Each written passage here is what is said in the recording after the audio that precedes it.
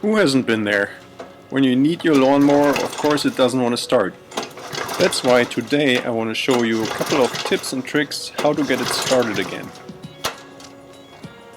So at first, let's have a look at the gas tank and make sure that it's full. And especially after the winter break, it is possible that the gas isn't good anymore, so we should completely replace it.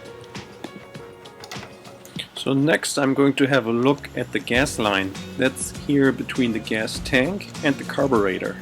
Some lawnmowers have a shutoff valve at this location, so you want to make sure that if you have the valve, that the valve is open, so that the fuel can flow into the carburetor. Now I am going to have a look at the primer bulb. In case I find any cracks, I am going to replace it. In the upper right corner you can find a link to a video that shows you how to do that. So next I am going to remove the cover of the air filter. I simply take the filter off and I examine it for dirt and debris, and in case it is too dirty, then I'm also going to replace that. Now before I put the filter back in place, I examine the air intake for dirt and debris, and I eventually clean that first. Now let's have a look at the spark plug. At first we're going to disconnect the spark plug connector, and we then remove it with a spark plug wrench. This spark plug is in a pretty bad shape already, so you can either clean it with a wire brush or you can just get a new one. Next I'm going to check for a spark. To do that I reconnect the spark plug with the spark plug connector and I lean the spark plug against the engine block. And now that I'm trying to start the engine, you can see that there is a spark.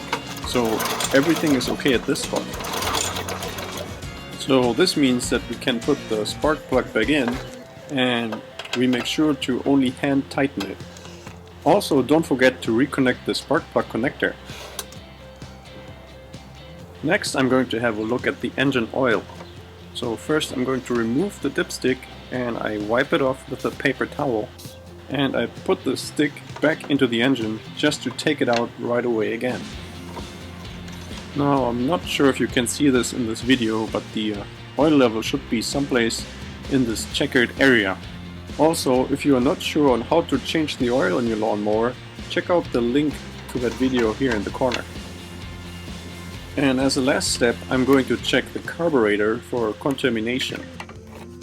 So you see here underneath the float chamber there's this little screw, and I am going to remove that right now. And as you can see, when you loosen it, the gas is going to come out. So you want to make sure that you have your fuel valve closed at this point. So now that I took off the screw, let's have a look inside of the float chamber. And as you can see, this is pretty clean. There may be some dirt in there, in which case you want to clean that. And now let's have a close look at that screw. As you can see here, on the top and on the sides, there are some small holes in there, and you want to make sure that those holes are really clean. That is very important.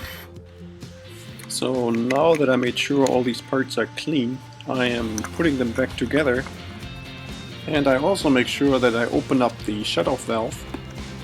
And now let us see if the engine will start again. First I'm going to push the primer button and I pull the cord, and as we can see, it starts right back up.